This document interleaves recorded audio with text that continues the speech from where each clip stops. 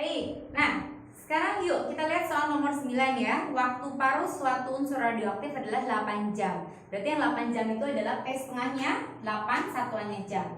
Bila mula-mula terdapat 64 gram, berarti 64 itu masa awal ya, mula-mula. Kemudian sisa unsur setelah 1 hari adalah berapa? Sisa unsur, berarti yang ditanya adalah NT ya kan, masa akhir atau masa sisanya. Waktunya katanya 1 hari. Karena di awal satuannya jam, maka kita konversi ya. 1 hari itu adalah 24 jam. Baik, nah sekarang berarti rumusnya kita langsung masukkan saja. NT per N0, ini NT per N0 nya berarti di sini 64 gitu ya, sama dengan setengah pangkat T. T-nya berarti berapa di sini? 24 jam ya, per T setengah, yaitu per 8. Oke, 24 bagi 8 itu dapatnya berapa? Ya, 3 ya. Maka di sini setengah pangkat 3. Setengah pangkat 3 itu sama dengan 1 per 8. Baik, berarti NT per 64 sama dengan 1 per 8. Kali silang ya. Berarti NT-nya sama dengan 64 dibagi 8. Maka didapatlah jawabannya 6 ya. 6 satuannya adalah gram. Oke. Sorry maaf, 8 ya. 8 gram. Jawabannya optionnya adalah yang D. Salah spidol ya. Baik, nomor 9. Nah, itu tadi contohnya teman-teman. Sekarang teman-teman bisa kerjain soal yang sama ya tentang waktu paruh. Itu ada di soal nomor 11. Kemudian nomor 12. Kemudian nomor 14. Kemudian nomor 16. Oke. Itu ya, tentang waktu paruh silahkan kerjakan dulu, nanti kita akan bahas sama-sama lagi. Baik, sudah dikerjakan belum teman-teman semuanya? Sudah ya? Oke, yuk. Coba kita bahas ya. Nomor 11. Nomor 11 itu mirip ya.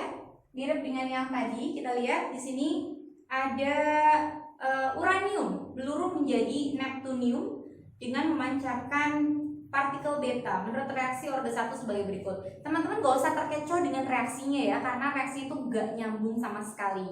Oke, kita langsung baca lagi. Apabila 95,6 gram uranium meluruh, baik, berarti yang 95,6 itu tercatat sebagai masa awal. Oke, lanjut. Meluruh itu artinya dia bereaksi. Jadi ingat, yang 71,7 gram itu bukan masa akhir, tapi dia meluruh ya yang bereaksinya.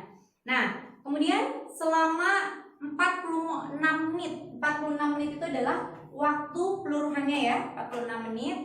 Pertanyaannya, berapa T setengah dalam satuan menitnya? T setengahnya itu berapa? Baik, karena di sini NT-nya belum ada ya, kita akan cari dulu NT-nya.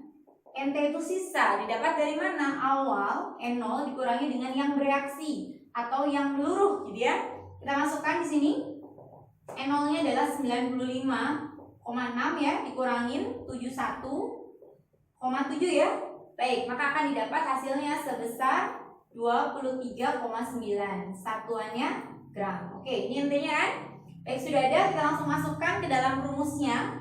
NT per N0, berarti NT-nya 23,9 per N0-nya ini ya 95,6 sama dengan setengah pangkat T. T-nya berapa di sini? 46 menit ya, per T setengahnya dicari. T setengahnya dicari. Oke, sekarang coba kita seranakan ya, seranakan. 23,9 dibagi 95,6. Ini coret-coret menjadi 1/4 gitu ya. Oke, sekarang 1/4 dibikin sama dengan setengah. Maka caranya gimana? Caranya 1/4 itu berarti sama dengan setengah dipangkatkan 2 ya. Oke, ini akan sama dengan setengah pangkat 46 per T setengah. Karena di sini angkanya sudah sama, pangkatnya saja yang kita konversi ya. Berarti sama aja 2 sama dengan 46 per T setengah. Sehingga T setengahnya kita dapat dari 46 dibagi 2. Oke, dapatlah 23 ya. Satuannya adalah menit. Nah, ini ada di jawabannya option yang yang B ya. Jawabannya ada di option yang B. Oke, itu nomor 9. Nomor 11, sorry. Sekarang kita lanjut ke soal nomor 12. Oke, mesti muat ya sebelah sini. Nomor 12. Nomor 12, proses peluruhan radioaktif umumnya mengikuti kinetika reaksi orde ke-1. Ngaruh nggak ordenya? Oke, enggak ya, nggak ngaruh ya. Suatu isotop memiliki waktu paruh 10 menit. Berarti itu adalah T setengahnya. Oke, berarti di sini diketahui awalnya T setengah ya, ada 10 menit. Jumlah isotop radioaktif yang tersisa setelah 40 menit adalah berapa? Oke, berarti di sini setelah berarti T-nya ya 40 menit. Pertanyaannya adalah berapa jumlah tersisanya, NT-nya berapa gitu kan ya.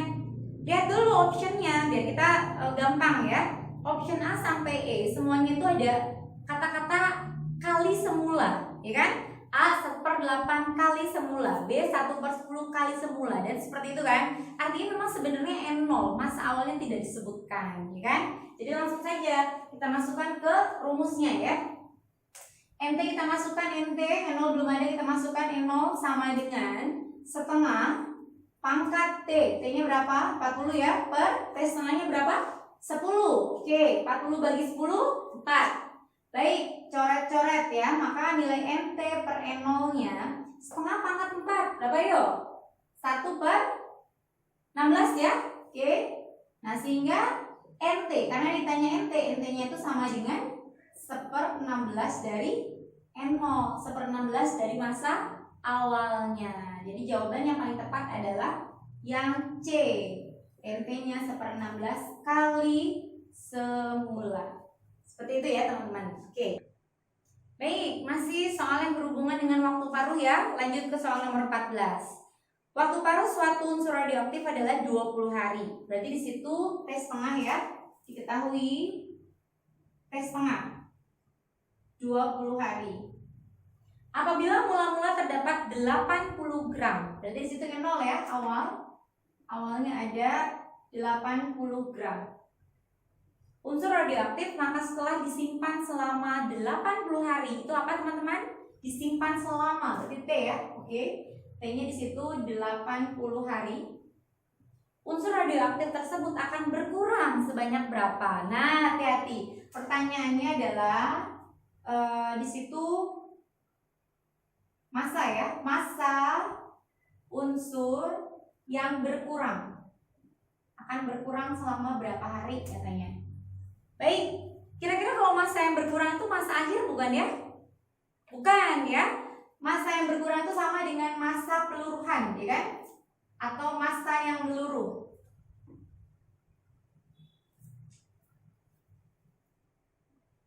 Karena dia bukan masa akhirnya, maka masa yang berkurang itu didapat dari ya awal dikurangin akhir ya. Ini didapatkan dari awal dikurangi dengan akhirnya, NT-nya, gitu ya. Baik, jadi langkahnya N0 sudah ada, NT belum ada, kita cari dulu NT-nya kan. Kalau sudah ketemu NT-nya, maka kita masukkan selisihnya.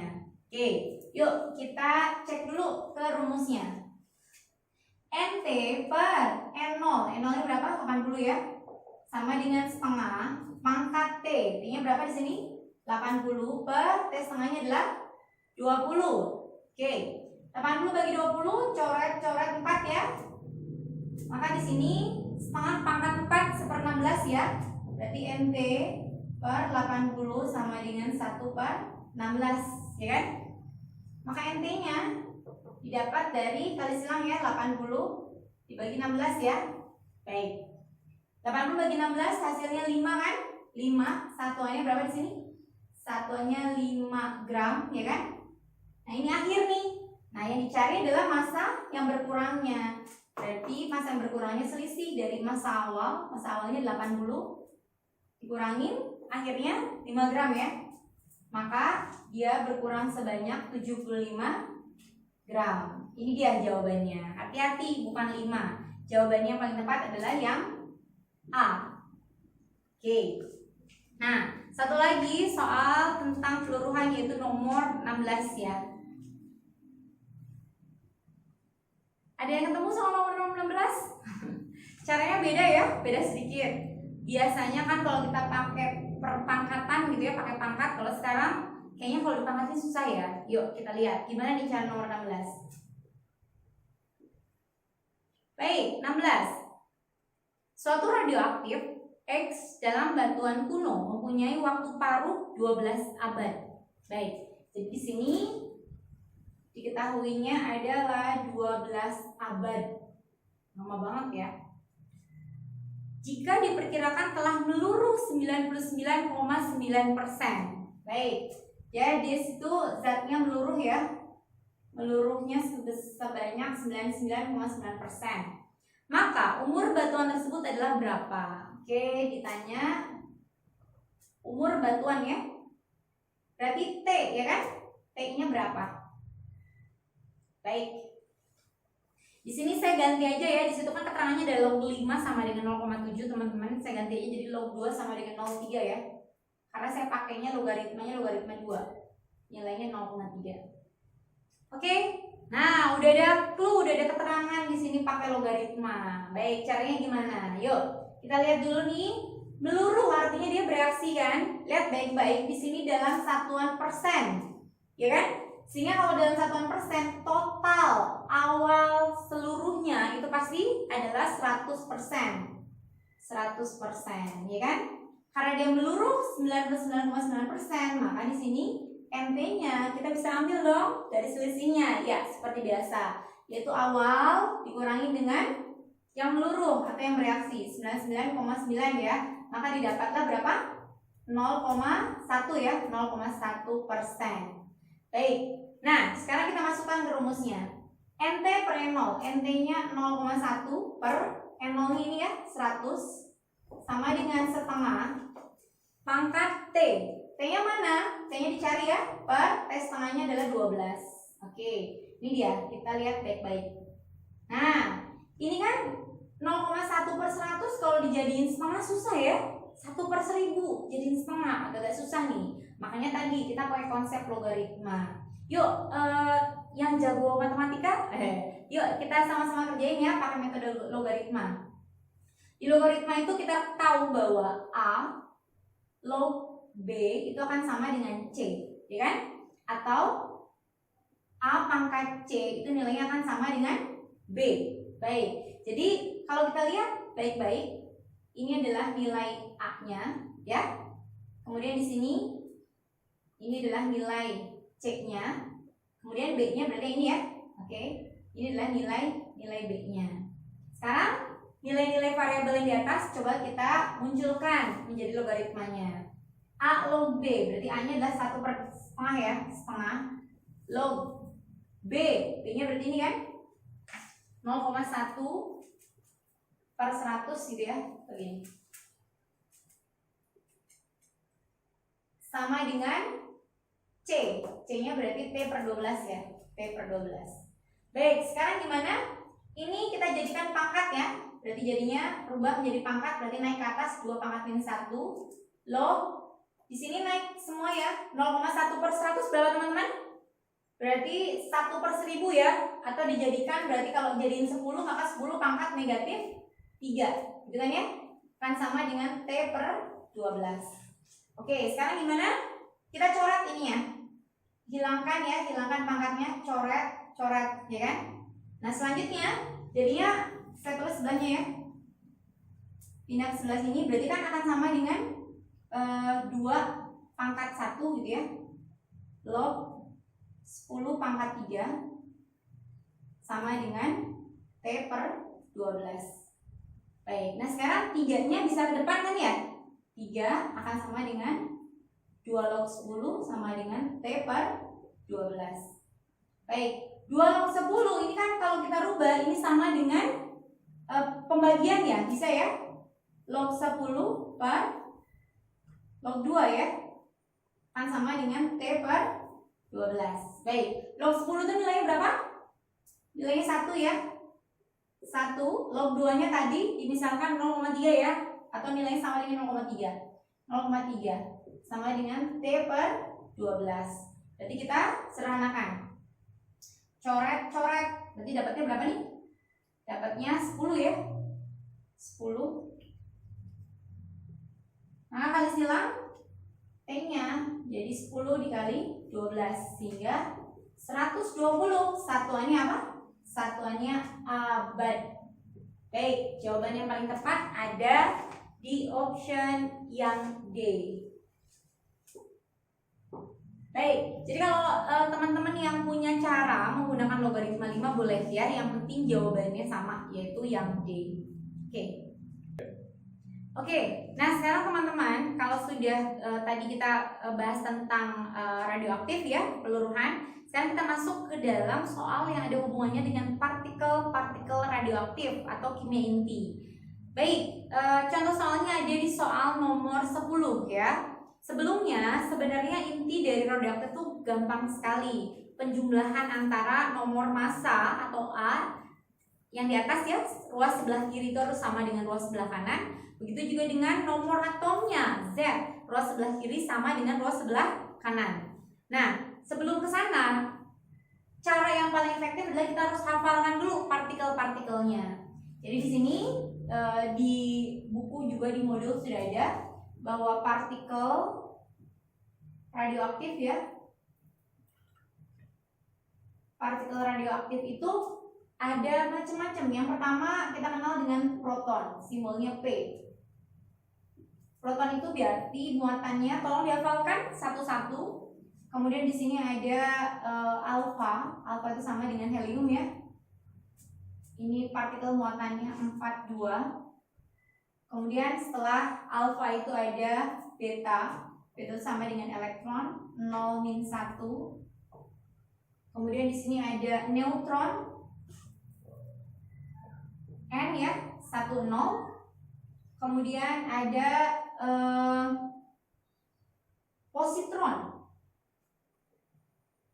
sama dengan proton tapi kebalikan dari beta ya, berarti 0 plus 1.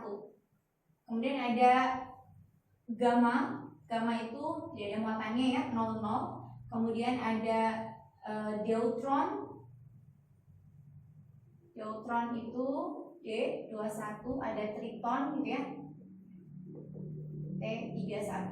Nah, yang sering muncul adalah dari proton sampai gamma ya, biasanya sering muncul. Nah, ini teman-teman partikel ini tolong dihafalkan. Oke, yuk sekarang kita lanjut ke soal nomor 10.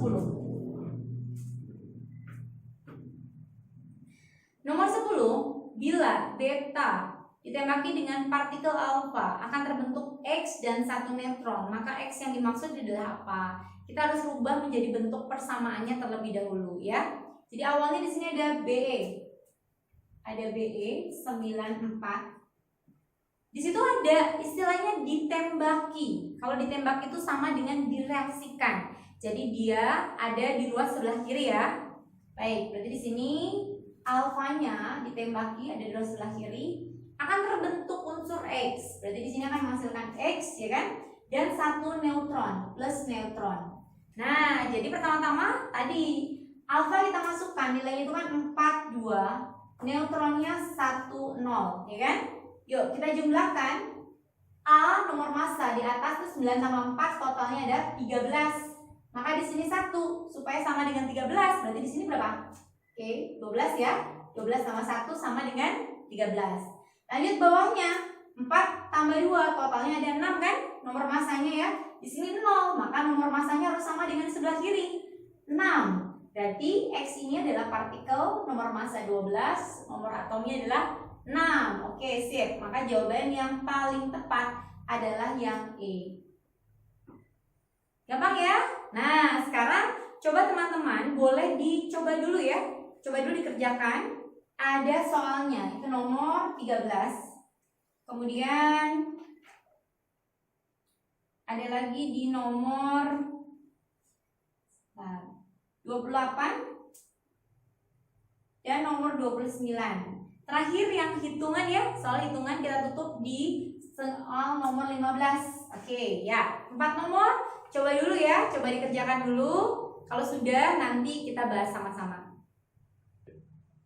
Baik, sudah dikerjakan ya. Yuk, sekarang tinggal dicocokkan jawabannya yang sudah. Kita lanjut ke soal nomor 13. 13 di situ pada reaksi transmutasi 17 14 7N alpha dot X 178O nilai X-nya adalah berapa? Teman-teman gak usah bingung dengan istilah transmutasi ya. Apa sih transmutasi? Itu gak penting. Maksudnya transmutasi itu adalah salah satu reaksi yang terjadi pada peluruhan. Intinya seperti itu. Lihat baik-baik. Ini adalah bentuk reaksi yang dimanfaatkan, ya kan? Nah, untuk menjawab X-nya berapa, maka kita harus rubah menjadi bentuk reaksi yang sudah diuraikan. Caranya bagaimana? Kita lihat.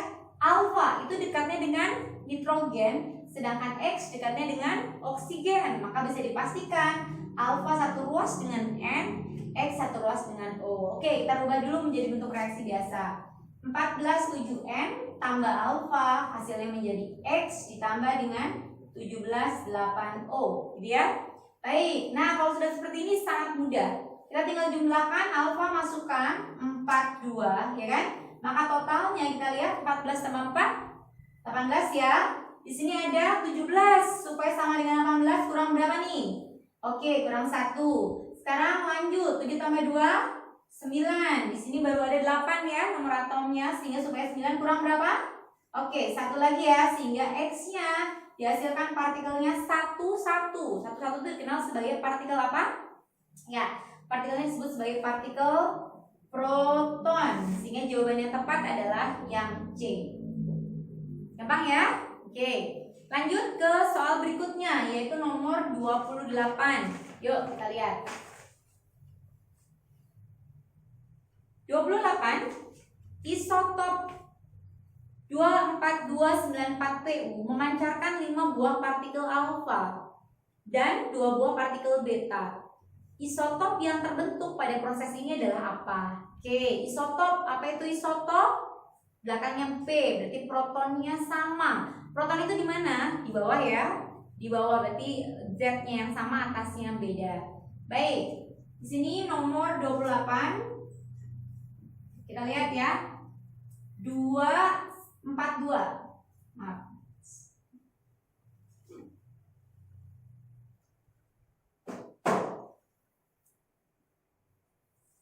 24294 ya, 94Pu memancarkan. Nah, kalau memancarkan kira-kira gimana? Menghasilkan ya. Berarti langsung dia sama dengan menguraikan. Oke, seperti ini. 5 buah partikel alfa, berarti 5 alfa ditambah dengan 2 partikel beta, berarti 2 partikel beta, gitu ya.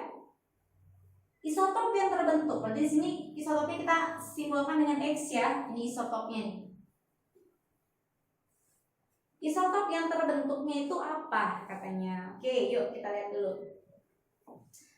Nah, baik teman-teman, di sini isotop X-nya kita misalkan dia punya nilai A, nomor massa di atasnya ya, nomor atom di bawahnya Z. Kita tahu bahwa jumlah nomor massa sebelah kiri harus sama dengan sebelah kanan. Alfa itu muatannya 42, sedangkan beta 0 min 1.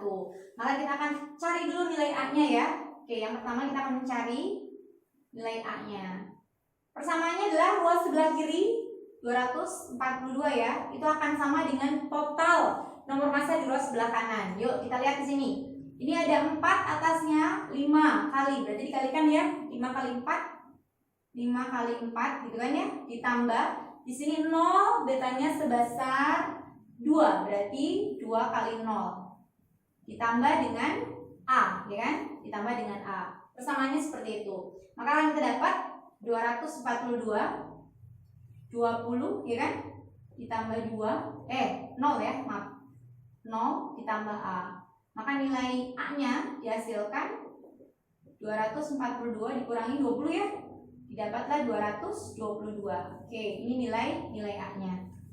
Nah, sekarang yang Z sama kayak tadi. Berikutnya kita mencari nilai Z-nya, nilai nomor atomnya. Ruas sebelah kiri jumlahnya itu ada 94 persamaannya. Sebelah kanannya alfanya 2, ada 5. Berarti kalikan ya, 5 kali 2. Ditambah di sininya 2, nilai alfa dari nilai betanya itu negatif 1. Berarti 2 dikali min 1 ya. Ditambah di sini Z. Baik. Berarti di sini 94 persamaannya 5 kali 2 10. Ini negatif 2 ya. Ditambah Z. Ini jadi 8 ya. Maka nilai Z-nya sama dengan 94 dikurangi 8. 94 dikurangin 8, maka hasilnya berapa? Hasilnya adalah 86 ya. 86. Oke, ketemu nilai A-nya 222, Z-nya 86. Sehingga kita simbolkan si isotop tadi X-nya, A-nya dia 222 nomor masanya, nomor atomnya 86. Dan ini ada di jawaban yang E. Ternyata X-nya itu adalah Rn ya, radon. Jawabannya yang E. Oke. Baik, lanjut ke soal berikutnya yaitu nomor 29 ya. Nomor 29 kita lihat di sini ada PO ya 215/84 peluru menghasilkan PB dan X, peluru lagi menghasilkan BI dan Y. Nah, sama kayak tadi ya metodenya. Di sini ada 215 nomor masanya, di sini ada 211. Maka supaya sama dengan 215, ininya berapa nih? Berarti harus ditambah sama dengan 4 ya. Oke, di sini 4. Nah, sekarang 84 nomor atomnya ya. Si PB-nya 82 supaya sama dengan 84, jadi harus berapa nih? 2. Oke. Nah, berarti sama ya. 82 tambah 2, 84, 211 tambah 4, 215. Lanjut. PB menghasilkan BI. Yuk, kita lihat. Artinya si BI harus sama dengan PB ya. Kita lihat di sini. Di sini PB-nya 211 ya, berarti ini jadi patokan. Nah, PB-nya 211, ini 211 ya. Berarti di sini 0 kan, sama ya nomor masanya. Kemudian di sini B-nya 83 ya. 83 di sini 82. Supaya nilainya sama dengan 82, berarti caranya gimana? Dikurangin 1 ya. Berarti di sini negatif 1. Baik, maka kesimpulannya lihat di sini. X-nya muatannya 42. 42 itu sama dengan partikel alfa? Ya, alfa ya. Sama dengan partikel alfa. Jadi saya jawab sendiri, alfa. Alfa itu sama dengan helium ya. Baik, helium itu 42. Sedangkan di sini 0-1. 0-1 itu sama dengan partikel apa, teman-teman? Ya, beta. Beta itu atau sama dengan elektron ya. 0-1 muatannya. Sehingga jawaban yang paling tepat adalah yang B, alfa dan beta, ya. Oke. Nah, satu lagi tentang soal hitungan itu ada di soal nomor 15. Oke, yuk kita lihat nomor 15. 15 diketahui unsur X terdiri dari 2 isotop, yaitu isotop X12. Nomor masanya 12 AMU, itu sama dengan satuan ya, sama dengan SMA lah seperti itu, satuan internasional. Dan isotop X13 masanya 13 AMU, ARX-nya 12,5. Maka kelimpahan isotop X12 sebesar berapa persen? Oke, yuk kita lihat ya. Jadi di sini diketahui ada 2 buah isotop. Yang pertama X12, ya kan? Di sini sama karena isotop kan. Dia memiliki nomor masanya di A-nya ya. A yang pertamanya itu 12, satuannya AMU. Kemudian ada satu lagi isotop X13 ya. Nah, seperti ini. Ini sama nomor massa yang keduanya itu nilainya sama 13 AMU, ya kan? Nah, kemudian di sini AR-nya, massa atau relatif kedua isotopnya itu 12,5. Ditanya adalah berapa isotop kelimpahan ya? Kelimpahan isotop X12-nya. Oke. Nah, kalau seperti ini berarti sebelah sini ya. Rumus awalnya kita cari dulu massa atom relatif X-nya. Ini sebenarnya ada di materi kelas 10 ya. Teman-teman kalau yang pernah kelas 10 pasti bisa. Oke. ARX massa atom relatif didapat karena isotopnya ada 2. Kita lihat baik-baik. Ini menggambarkan nomor massa yang pertama, ini ya. Ini nomor massa yang kedua, ini ya. Oke. Sehingga rumusnya adalah A1, nomor massa yang pertama, dikali persen kelimpahan yang pertama, ya, ditambahkan dengan isotopnya ada 2, A2 dikali persen kelimpahan yang kedua ya. Karena di sini dalam persen, maka pembaginya harus dalam harus dalam 100. Ini kalau ada 2 isotop, teman-teman. Kalau nanti ada 3 isotop, tinggal tambahkan di sini rumusnya ya. Berarti menjadi A3 dikali persen kelimpahan yang ke 3 dan seterusnya dan seterusnya. Oke. Nah, karena ditanya kelimpahan isotop X12 dan ternyata belum ada datanya, kita misalkan, di sini kita misalkan ya. Misal kelimpahan X12 kita misalkan di sini P gitu ya. Oke. Total persen kelimpahan itu kan harus dalam 100% ya. Baik, maka kelimpahan X13-nya sisanya dong. Totalnya katanya 100 ya. Berarti sisanya adalah 100 min P. Oke, itu pemisalannya. Kita masukkan di sini ya. AX-nya sudah diketahui nilainya berapa? 12,5. A1-nya 12. Persen kelimpahannya dimisalkan dengan P ya. Berarti 12P. Ditambah A2-nya 13. Persen kelimpahan yang kedua dimisalkan dengan 100 min P ya. 100 min P dibagi dengan 100. Baik, kali silang, maka di sini dapatlah 1250 ya. Berarti 12P ditambah 1300 dikurangi 13P, ya kan? Baik, kita sederhanakan, maka jadi ini pindahin ya yang variabelnya. Jadi di sini jadinya negatif 50 sama dengan negatif P, ya kan? Coret, maka didapat P-nya sama dengan 50. P itu apa? P itu adalah persen kelimpahan X12. Jadi persen kelimpahan isotop X12 yang kita dapatkan 50%. Maka otomatis yang X13-nya juga pasti 50%. Ya, jawabannya ada di option yang D. Oke.